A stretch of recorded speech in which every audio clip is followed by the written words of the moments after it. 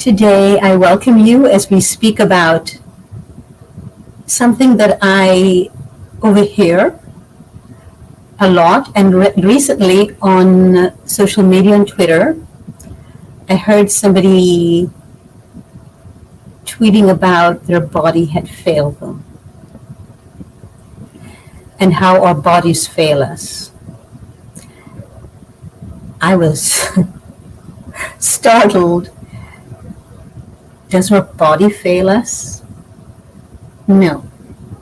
Our body cannot fail us. Our body is simply a reflection of our lifestyles, our thought patterns, our movement patterns, what we feed it or don't feed it. And it's a strong indication of the importance or the value to which we give our own lives and to which we give our bodies. It's a reflection of all of this. So our bodies do not fail us. In fact, the opposite. It is the exact mirror that we need to see what we're thinking, what we're doing, what our thought patterns, what our decisions create. We create our bodies every day. Every day we create our bodies. So all your decisions today, whether to have this for breakfast this morning, a whole bowl of mangoes for breakfast this morning or not, whether or not to have a pineapple instead for breakfast or make it into a juice if you're feeling awfully dehydrated. All of this will determine your body tomorrow, next day, 10 months from now, if you keep that decision going. So every decision we make each day, whether to go to sleep on time so we can get enough sleep, whether or not to eat mindfully or just glibly, all affects our body. So when I was studying to be a movement therapist, a movement analyst, we were told that there were different body types. Yes, the somotypes.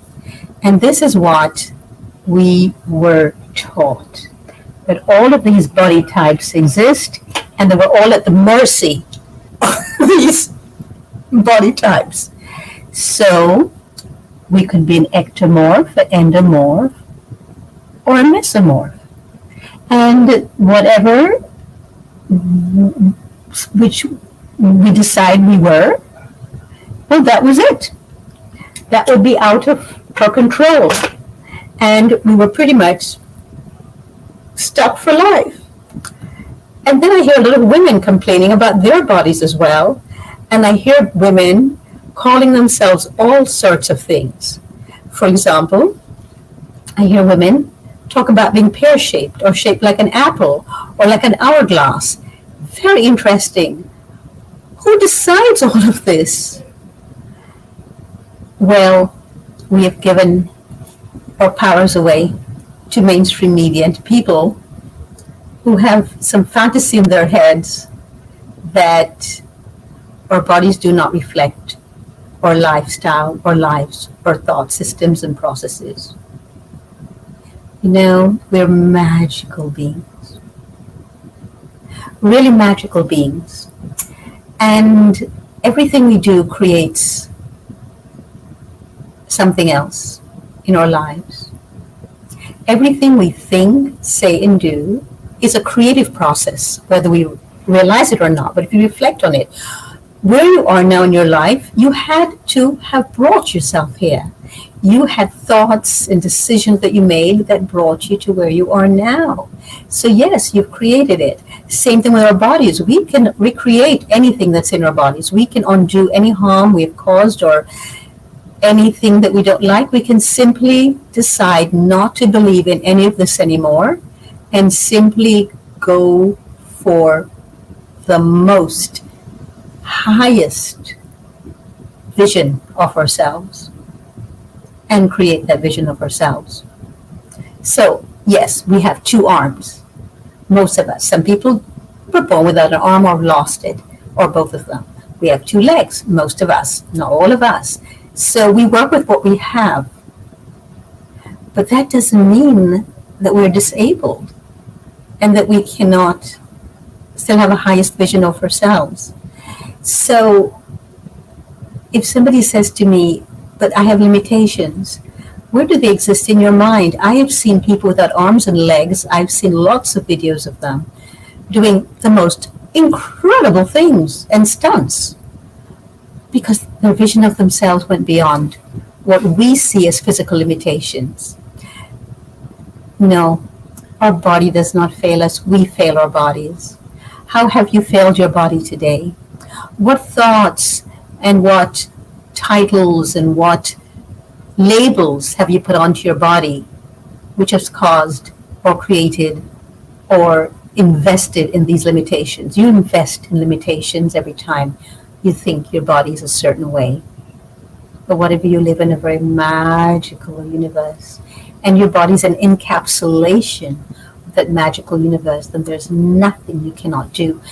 In my Instagram stories, I show a lot of people doing things that are just incredible that most people thought, no, you cannot do, or people think are dangerous because their thoughts are too limited and they think it's dangerous to do those things because that's not good for the body or it's dangerous for the body. But these are just limiting concepts of ourselves. Please do not live within the limited boundaries of the life that you chose if you do not wish to have the life that you chose.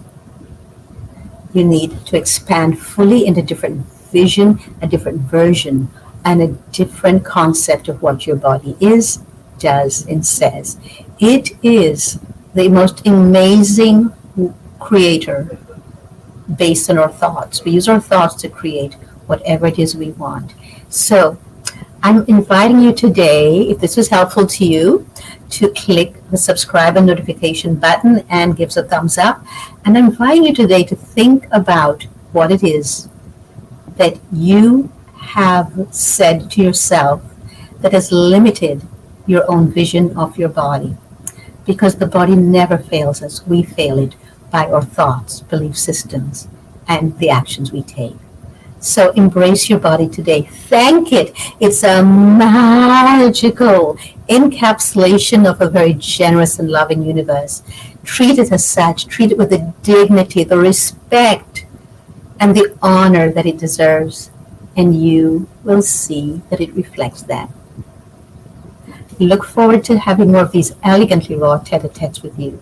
Please click the subscribe button, click the hands up button if you would like, and please leave me your comments below of any indications in your own life where you have limited your own thoughts about your body and what happens when you simply allow those thoughts to just dissolve and allow yourself to come fully into your own stream of consciousness on a much higher level.